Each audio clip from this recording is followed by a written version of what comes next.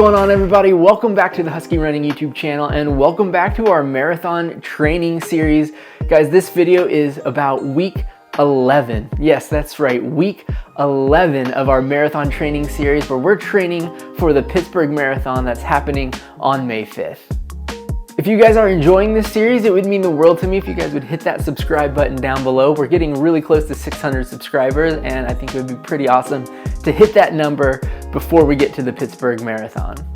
Now with that out of the way, let's dive into week 11 and let's talk about this week. And I'm gonna be real with you guys right off the jump. This was not the best week. This was not the most amazing week of training. Actually, this has probably been the worst week of training that we've had with this marathon training series. And well, let's just break down each run and talk about why I'm not so happy about week 11. We started off week 11 like we've started off every week in this marathon training block, with a run on Monday at night once the kids went to bed.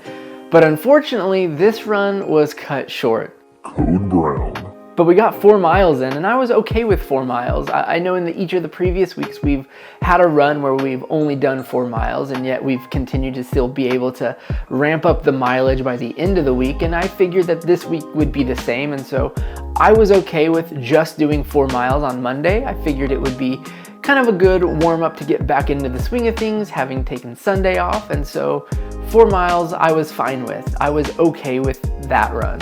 Normally, you would know that we would follow this run up with a run on Tuesday. However, we didn't run on Tuesday. My son had soccer practice, and he practices with the travel team that's 45-50 minutes away from where we live, and practice just ran long. And by the time we got home, it was almost 10 o'clock, and I just was not feeling a late night run. And so, unfortunately, we did not get a run in on Tuesday.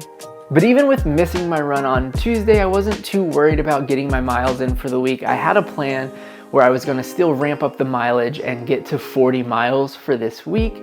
And I even took Wednesday off as a rest day as well, because Thursday was going to be a remote day, and Thursday was going to be a day where I could really get some mileage in. And so I did not want to kind of wear myself out Wednesday night and be no good for Thursday morning's run. And so, well, we took Wednesday off as well, and got prepared for Thursday. When Thursday came around, I was really excited to get out there and put some miles in.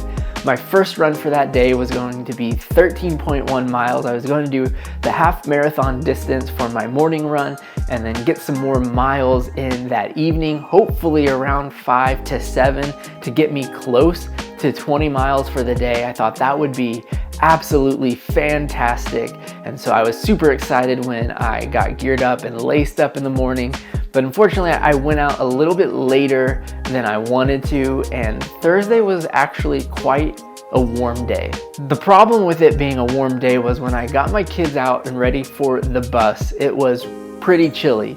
So when I got dressed to run, I put on my running tights, I put on a short sleeve wicking shirt and then a long sleeve wicking shirt over top, because, well, the one area of gear that I'm kind of lacking is that in between cold and hot, that, 35 to 45 degree weather.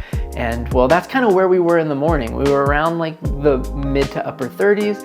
And so I put on the long sleeve with the short sleeve underneath and the tights, and I thought this would be fine. I will be fine. I will be comfortable running in this.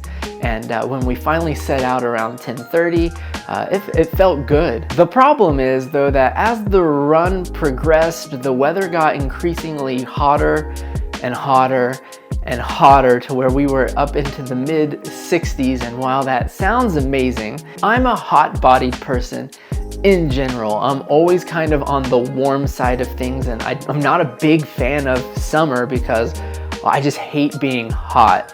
And in the past, when I would run in the summer, when I get really hot and overheated, I get bad headaches and all sorts of things. And a lot of that probably has to do with being dehydrated and proper nutrition and all of that. And I will admit that probably played a role in this run as well. I didn't pre-fuel like I probably should have, with it being warmer. I didn't take any electrolytes beforehand or really drink too much water. I just figured this was going to be, well, like any of the other 13-mile runs that we've done, where I can take a drink with me and take a gel with me and still be fine, but that wasn't the case.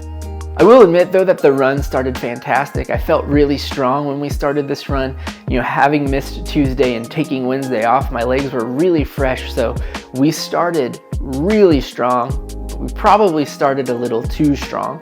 The first 3 miles felt really good. I felt super strong, no fatigue, like I could just keep running. But then the next 3 miles came and I could tell I was starting to feel a little fatigued. My legs were starting to get a little tired, but I still felt good overall and I continued to push it. Yes, the idea of having another personal best half marathon effort, 3 weeks in a row kind of spurred me on a little bit towards, the middle part of that run. I thought like this might be a personal best for me if I can keep pushing it. And so we pushed it. And then once we got to mile 8, I was pretty exhausted. I was pretty tired. I could tell that I had been working really hard, and that's when, kind of the heat started to get to me around mile 8. I could tell a headache was coming on. I ran out of all of my hydration. I actually ran past a gas station and stopped in and got a Gatorade, and I added that to my bottle. And even, from mile 8 to mile 13, I had drank that whole Gatorade, that whole 24 ounces of it, and it was pretty stinking tough. But I will say we did finish that run and we did meet our 3rd personal best for the half marathon 3 weeks in a row. I'm not gonna try for that this week at all. I realized like I really pushed it, and I could tell because I was wrecked the rest of that day. So for the rest of the day I just took it easy and I did not get a second run in, unfortunately. But in my mind I was like, it's okay. I still have Saturday and I can still add miles to Saturday to get me to where I wanted to be for the week. I could do a long run in the morning and a slightly longer run in the evening. And so again, I shouldn't have, but I took Friday off because I wanted to be fresh for the run in the morning on Saturday. And so yeah, we missed Friday.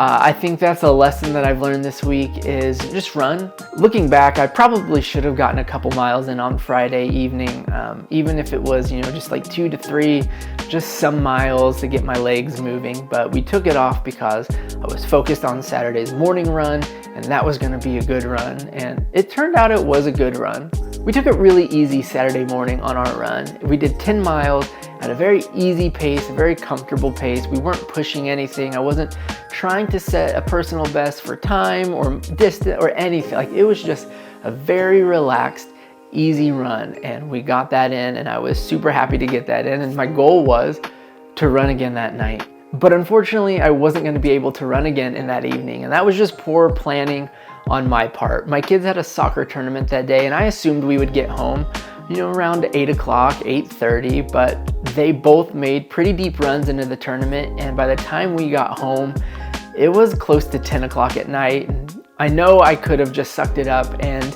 went out and still ran, but I knew it wouldn't really be the quality that I was looking for. And by that point, I honestly was just a little disappointed that I wasn't able to reach my goal for this week for miles, and I kind of was just bummed and just stayed in. And when I say bummed, I'm gonna be honest, I was pretty bummed. I was pretty down on myself Saturday night. I thought like, man, I basically failed this week.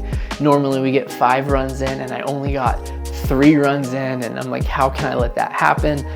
But luckily I kind of slept that off, and on Sunday I realized that, wow, I only got 3 runs in, but I still got a total of 27 miles, which is still progress for me from where I used to be. And guys, it's okay to be bummed about training sometimes. It's okay to not be happy with the week that you had, but you guys need to also remember that you're still making progress, that each run you're going on is still bettering yourself, and you're still progressing and growing stronger. And don't take those runs for granted. And that was something that I did Saturday. I took this whole week, this whole workout week, for granted that it didn't matter because I didn't meet my goal. But the fact is, it still mattered. It's still pushing me towards my ultimate goal. And that's what really matters. Well, that's week 11, guys. If you want to know more about the stats of these runs or any of the runs we've had on this marathon training block, Strava link is down below. They are all posted on there where you can really kind of dive into the stats of the runs and all of that stuff if that's your thing. Also, if you're looking for more content and one video a week on YouTube just isn't enough. Instagram is down below as well. I'm posting over there a little more regularly, posting some other fun reels and other things like that. Love if you guys would check me out on both of those. Drop a follow if you would like. I would appreciate that. But guys, on to week 12. Let's get it. Peace.